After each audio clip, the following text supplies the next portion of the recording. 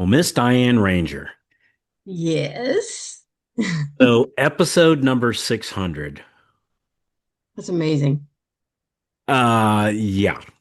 So the other day, you and I did a podcast recording and and we were saying, "Hey, on 600 coming up, it's going to be special." And then we found out number 599 had already been up. And so Right. actually the one you and I did the other day was the real 600.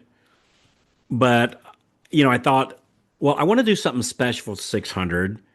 And I want to talk about the people that's influenced me, us, the most, and things that we've learned kind of the most. And I was thinking about who could I have on the episode that'd be really, really special for me. And I just kept coming back to you. Oh. Yeah. And I know you. So for those that people don't know, you play behind the scenes here. So you and I started the Mortgage Marketing Animals together. I don't know the exact year, but we started, I think 2004 or Yeah. something, somewhere around Right there. around there. Yeah, I saw Yeah. when we first started helping other loan officers, and so we've been doing this a long time, and literally, you were there on day one, literally, because again, just for our listeners, you were kind of my director of operations on the mortgage side when we started doing this training stuff. And then you eventually transitioned away from the mortgage stuff Yeah. completely and strictly on the training side here. And I just kept thinking, who's made more of an impact than you? And it's nobody. Like Mm. you're it. So I thought, how could I do this episode with anybody other than you? I just couldn't do it. It just didn't make sense. So I thought what would do is over the years, you and I have jotted down these truths or sayings or things that we've learned. And I thought we'd just kind of popcorn back and forth some of these, and there's too many to do on a 30-minute episode here. Right, right. So I thought we'd just start popcorning back and forth some of the truths that we found. And I don't know that we need to necessarily go deep on them, but maybe we will, maybe we won't. But let's just go with it. What do you say? Sounds good to me. All right. 600. That's hard to believe, isn't it? Yeah. Wow. When did we start the podcast? Do you remember what year that was, more or less? Oh my gosh.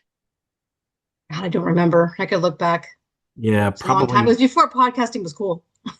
Yeah, that's true. Yeah, we were early adopter on that. So we were early adopter on the video marketing, and Yeah. we were the early adopter on the podcasting. So, which I've always made the joke about the we were definitely early adopters on video on the web, and I've always thought we had the wrong person on the video. We had me on the video instead of you, which was not a good decision.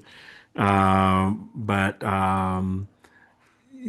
you prefer doing more of the brainstorming and the organizing, Behind the scenes. yeah, figuring stuff out. Yeah. And you've always been my GSD person, Yep. which is get stuff done. So we would go, you and I would be go to mastermind events and learn things, and then I'd say, well, here, let's go do that, and then you, Yeah. I'd come home with a notebook full of things to do, yeah. different ideas that we get from each mastermind we went to. And so as a general rule, I would be the one to make the sales call, but based on the information that you gave me here, this is a good thing to do. So anyway, all Yeah. right. So let's popcorn back and forth a little bit. Okay. So first one that comes to your mind. Um, I think it's your famous one, don't ask how, ask who. And that's kind of how I become your who because, you don't like to figure stuff out and I do. So instead of asking yourself, how to do it, you know, just ask Diane how to do it. Ask Diane who. Yeah. So this Yeah. actually, and we got this one. I remember this. You and I were Yeah. in. We were at a Starbucks. Celebration. It was a celebration with Dean Jackson. I thought it was a Starbucks with Dean Jackson at Well, it in was in Plant. Celebration. That's the town that he lives in. He lives in Celebration, Yeah, or but he has his. I thought we were in Plant City. We'd meet him at the halfway point. Oh, okay. Maybe it was then. I think I It don't was know. definitely Dean Jackson. Either Dean one, it's definitely Jackson. Dean Yeah. Jackson. So Dean Jackson said we spend all this time trying to figure out how to do something. And what he said was, it's not important that you know how, it's just important that it gets done. Mm-hmm. And so, for instance, let's say, oh, what's a for instance? Say social media ads. I could go figure that out, and I'm sure I could.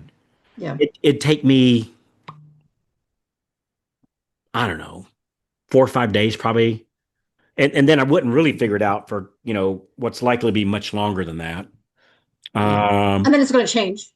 and then it's going to change. Yeah. Yeah. So instead of spending that time, my time's better spent making sales calls, Yeah. making sales presentations, meeting with, like for our loan officers, meeting with real estate agents, rather than figuring out how do I run this ad? How do I do this thing on social media? So for me, it was, hey, we need to do this. Diane, can you make it happen? And so instead of asking how do I do this, I ask who can do this, Yeah. and you became we literally your a role for quite a while, and I guess it still Yeah. is you're the director of who, Yeah. and meaning that you're the director of. It's like we come up with these ideas, Diane. Let's do these 10 things, and then you who those out to other people, and some of them you do Yep. yourself, and some of them you Yep. who out. So Yep. For sure. that really moved the needle for us a lot. Yes. Yeah, yeah. For The sure. which I guess it's just the art of delegation. Yep. Yeah, but if you ever find yourself as you're listening to this, if you ever Which I find still yourself, struggle with sometimes, though. yeah, yeah, hmm Yeah. yeah. So if I find myself asking, how do I do something, switch that conversation to who could do this for me. I don't need to know how. Mhm. Hey, I'll Yeah. give another example. Okay. So I remember back when we used to do our pre-approvals, Mm-hmm. how it used to work, and we're going back, right? How it used to Way, work. way. Yeah. We would fill out the application. I'd take an application. We would fax it over to the Fannie Mae or Freddie Mac or to the underwriter, and then they would fax us back the findings. Yeah. Easy enough. I used to do that myself. Like I'd take the application, I'd upload it to Taylor Bean and Whitaker or whoever, Bank of America, whoever was, we were broker at the time, whoever we're doing our loans through, and then they'd fax back the conditions and would just fulfill the conditions and close the loan. Well, then they came out with this fancy dancy thing called desktop underwriting, Mm-hmm. where we could enter it in ourselves. And DU. yes, DU and LP, right? Yep. And I remember when it first came out, and I went, well, wait a minute, I don't have time to learn this. Can I still just fax it to you guys? And they said, no, you need to do it yourself now, which is a good thing. Yeah. Crap. Hey, Diane, I got a great idea. Why don't you learn how to do it? And then I'm going to continue to go make sales calls and take applications, and you do it. And then you figure it out and then teach me. We never got around to you teaching me. No. I Ever. loved it. I loved doing that. I'm sure it was awesome. I've literally never done one, Yeah. out of I guess at this point in our career, literally tens of thousands of loans, for sure, tens of thousands. Yeah. Oh yeah, easy tens of thousands. I've never done DULP once, even though it took a gazillion, hypothetically, I took a Yes. gazillion applications. We just figured, and again, I don't think we did that by design. It was just like I kept going, making sales calls to Yeah. realtors and builders, Exactly.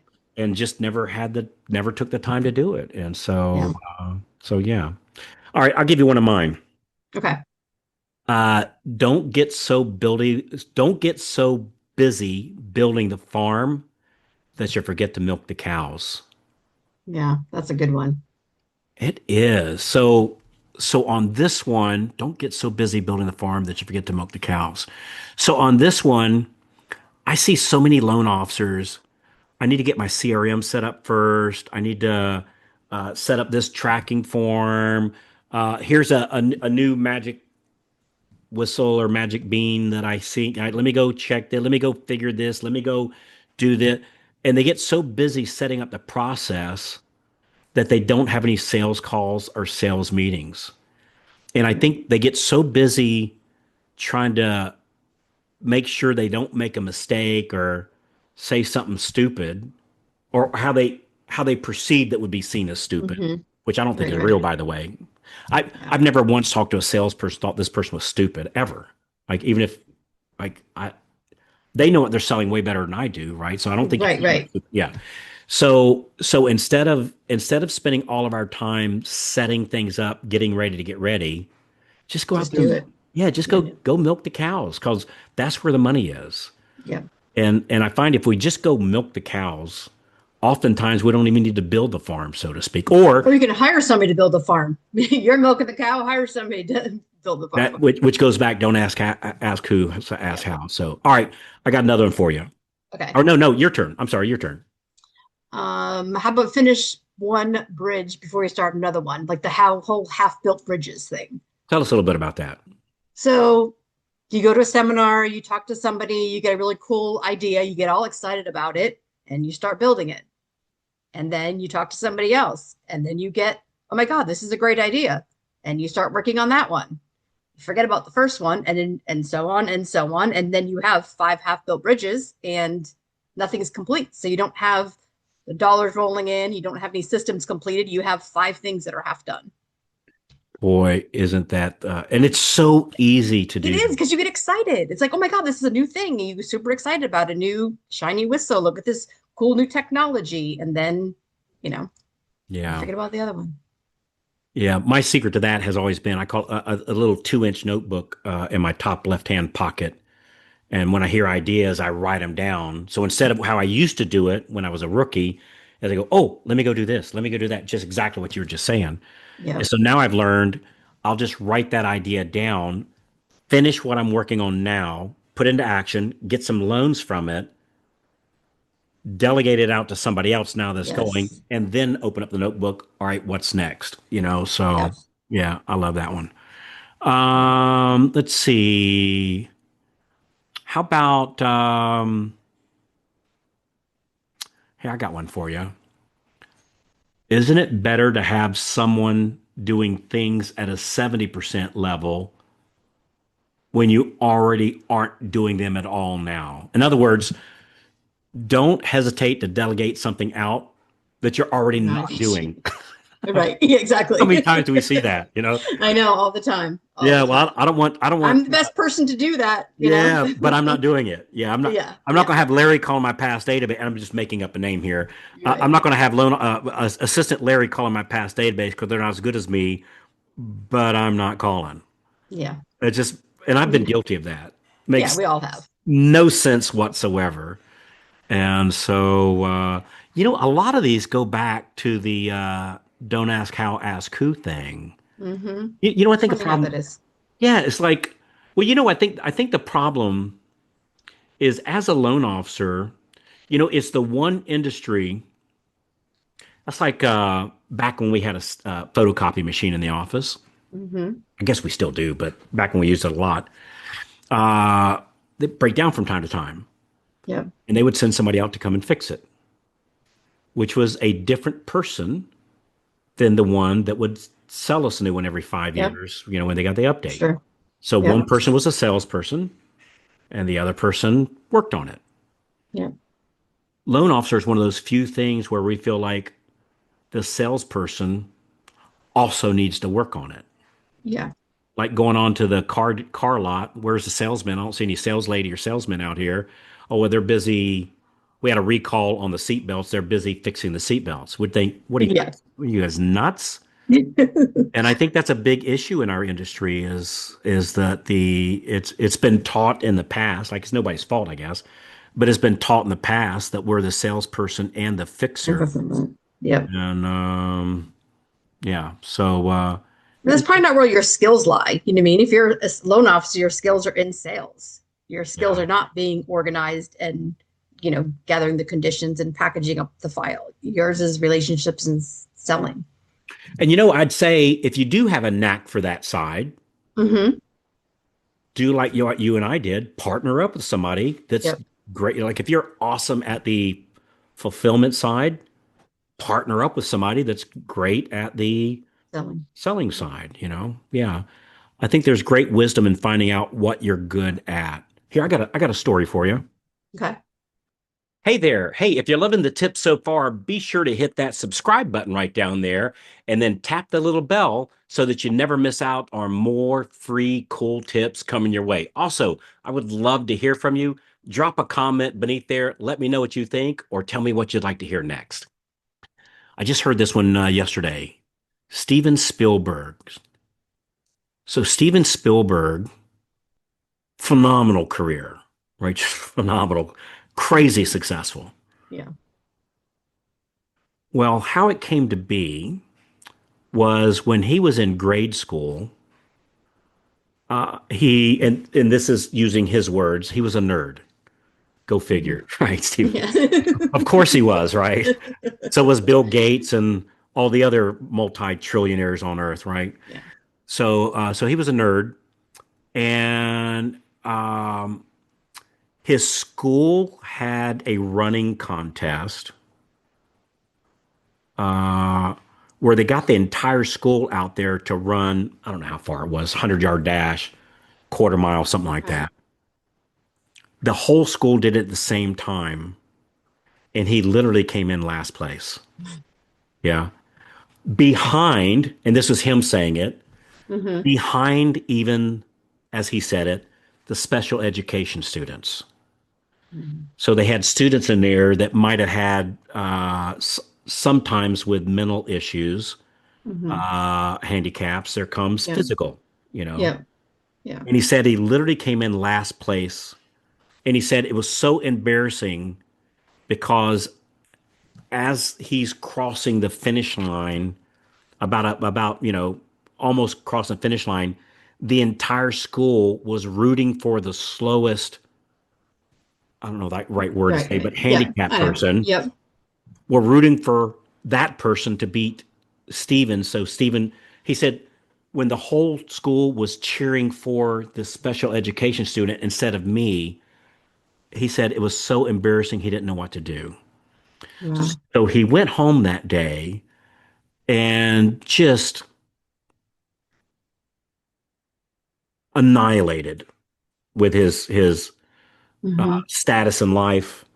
Yeah. Who am I? I'm literally the worst person in my school. And his father said, wise man, apparently, Hmm. said, well, the problem is you were playing their game, not yours.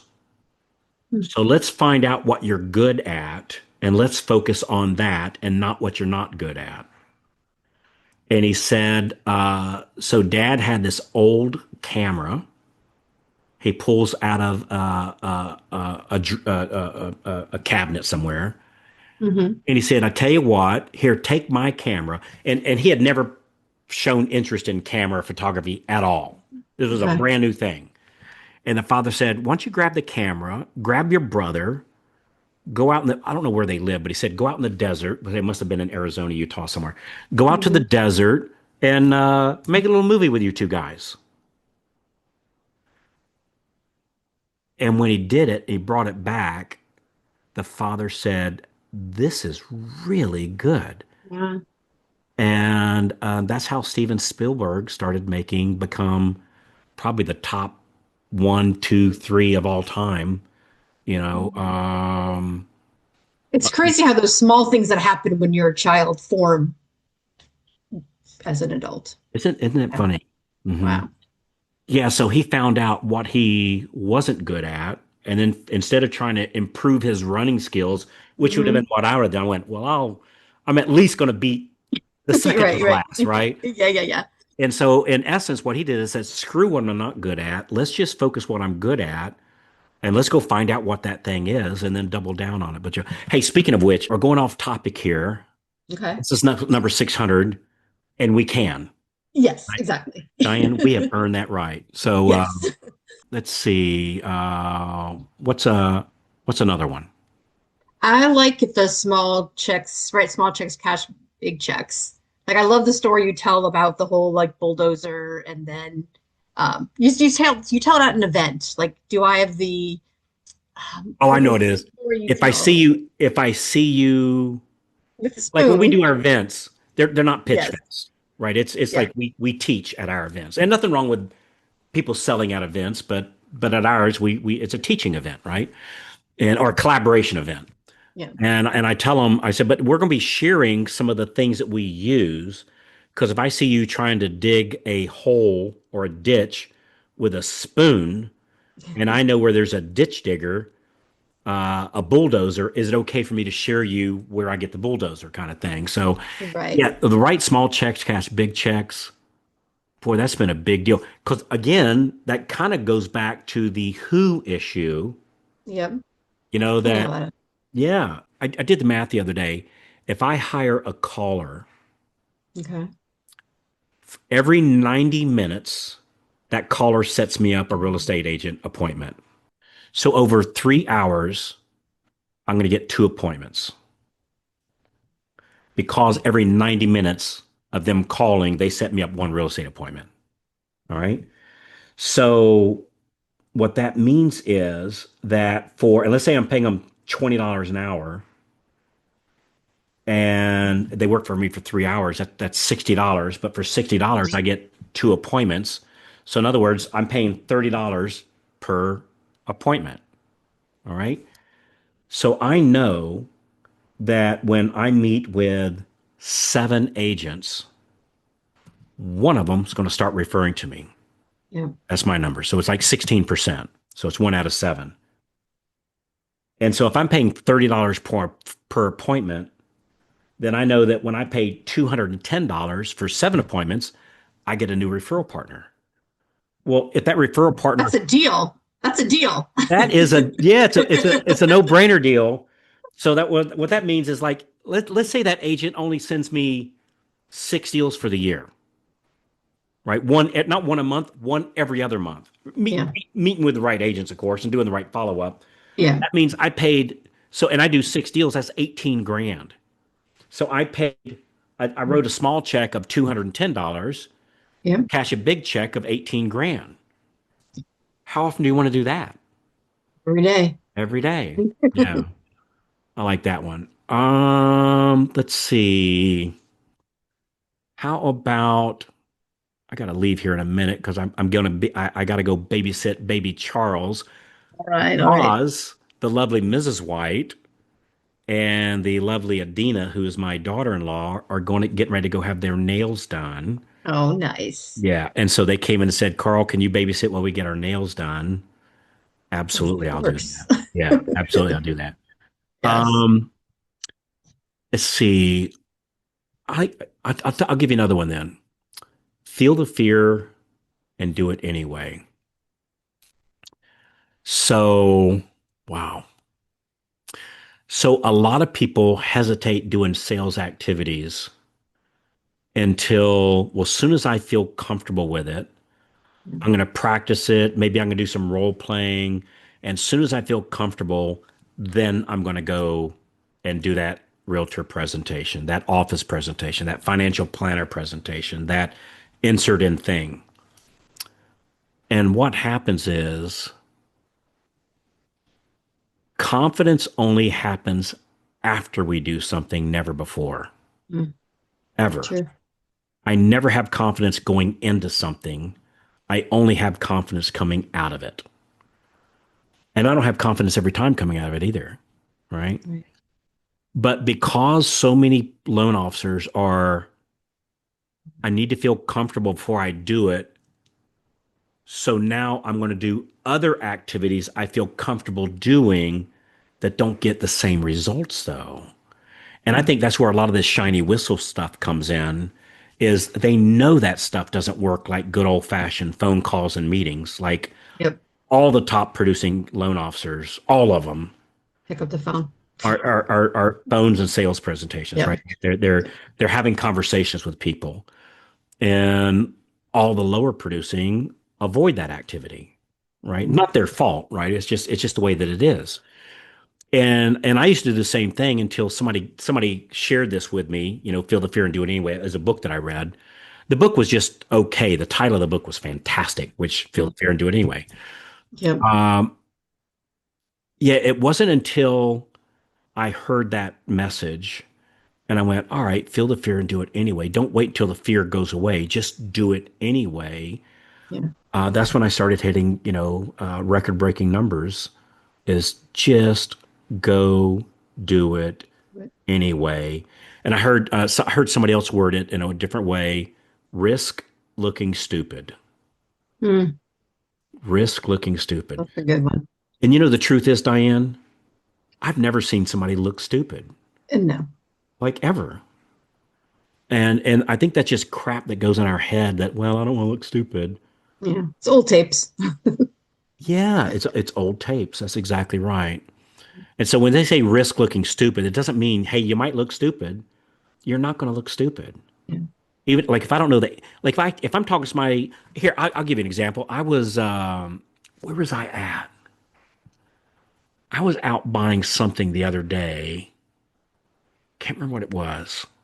It was like a car, but it wasn't a car. So I can't remember what it was. But I was out talking the other day talking to the salesperson, and I went and I realized, oh wait, this person's brand new. They don't know as much as I do about this topic, about this subject. I can't remember what it was. It wasn't a boat. It wasn't a car. I can't remember what it was. Anyway, but it wasn't an ink pen. Like it was. Yeah. This I is can't remember small. what it Yeah. was. It was something bigger. Anyway, I hadn't thought about that since. So I haven't been going around going, boy, that guy was stupid. That lady was dumb. I just remember thinking, oh, they're new. Yeah. No big deal. I'll, whatever. I didn't think they were stupid. They're And just new. yeah, they were just new. And hell, we've all been new at something, and yeah, so nobody's going to think you're stupid. At worst case, they're going to think you're new. And let me tell you something I found about when people find out that you're new, oftentimes they'll do business with you to help somebody getting started out. Yeah. And you get grace too when you're new. Say that again. You get grace. What do you mean by that?